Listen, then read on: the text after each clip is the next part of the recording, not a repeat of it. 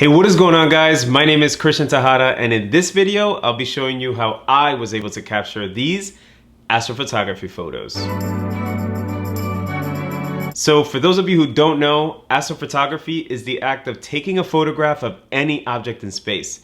This can be as simple as taking a photo of the moon to something more complex like capturing the Milky Way. I got my first taste of this during a trip to Arizona with a few of my boys. We were on our way back from the north rim of the Grand Canyon when we reached a lookout point somewhere right around here, and we're surprised by the amount of stars in the sky. It's something I've never seen before. And to our distance, we noticed what appeared to be a cloudy mist in the sky until we realized that it was, in fact, the Milky Way. So I ran to the car, I pulled out my camera and tripod and got to work.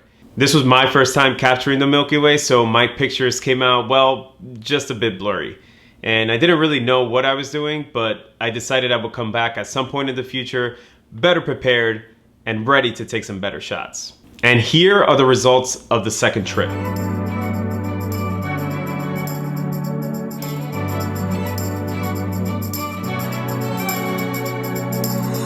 As you can see, the photos are much better. They're less blurry and have a lot less noise than the first time around. How was your first time shooting the Milky Way? Leave a comment down below. So now let's talk about what it takes to get a photo like this. The first thing is gear. You want to have a camera with a removable lens like an SLR or mirrorless camera.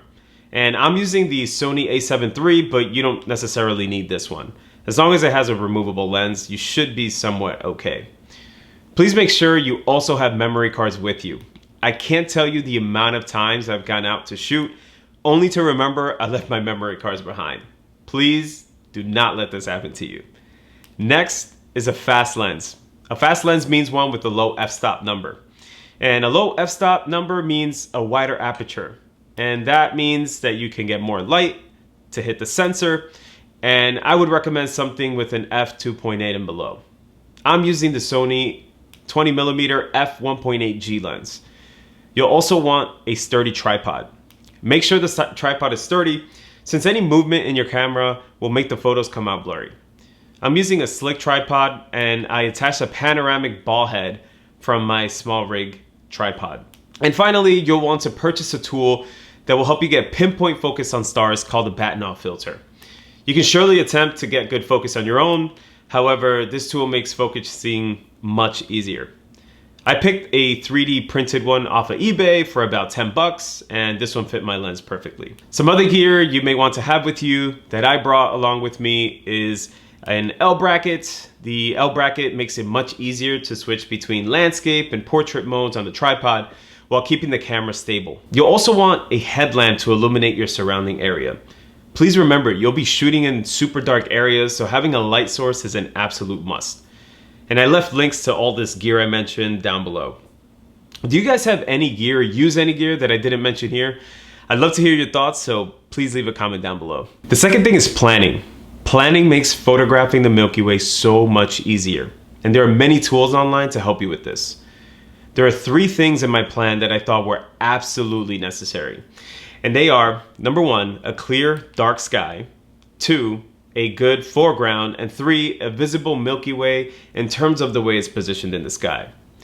To find dark skies, I use a tool called lightpollutionmap.info. And I left a link down below in the description. And you can use this to find areas near you with a sky of class 1 or 2 on the Bortle scale. And the Bortle scale just measures the night sky's brightness in a particular location. You'll want to be far away from a bright city like New York to capture this. I chose Bryce Canyon for my shots in Utah. I also made sure I planned to shoot during a new moon, since a full moon can really blow out the sky, and I'm also not experienced enough to work my way around it. So I decided to have as many things in my favor. Finally, clear skies is a must, since an overcast sky will completely block out the Milky Way and the stars. Now, to find a good foreground, I looked online for inspirational images, and composition is everything. So having something interesting in the foreground was a must for me. I use a paid app called PhotoPills, available on iOS and Android. And no, I'm not sponsored by PhotoPills. I just absolutely loved how it made planning so much easier. I won't give a full tutorial on how to use the app in this video. If you would want to see one, please let me know. But just know that it helps you find the position of the Milky Way and the exact time of its visibility based on our location. I was able to precisely measure when, where, and which position I would be facing for the shot. If you guys have any suggestions for finding better compositions, please leave your thoughts down below. What I found very troubling was finding the exact location and what it would look like on shoot day, since it's hard to find pins for those exact locations. So if you guys do have any suggestions, please leave them down below. Now that I had my gear and I had a plan, it was time to head to Utah to capture the Milky Way. In my opinion, a good Milky Way photo requires several exposures. This means several exposures of the sky and the foreground. The foreground was shot first. I shot this during blue hour, right around 8:30 p.m. And I decided to shoot this while I was there since there was still light in the sky, and otherwise it would have been too dark to see any of the rock formations in the night sky without adding too much noise to the image. I blended this in post-production later. I wanted to show you quickly how to focus using the Batnav filter. Here you can see a little light diffraction and how I'm aligning them. After getting them aligned, you can remove the filter and begin shooting the sky. I shot 10 exposures of the sky at f2.2 at 20 millimeters, ISO 1200 for 10 seconds. And this is the final shot after star stacking and blending the sky and foreground images together. If you'd like to see how I did this, please click up here for the editing video. And I really hope this helps you a bit on your journey to capturing the Milky Way.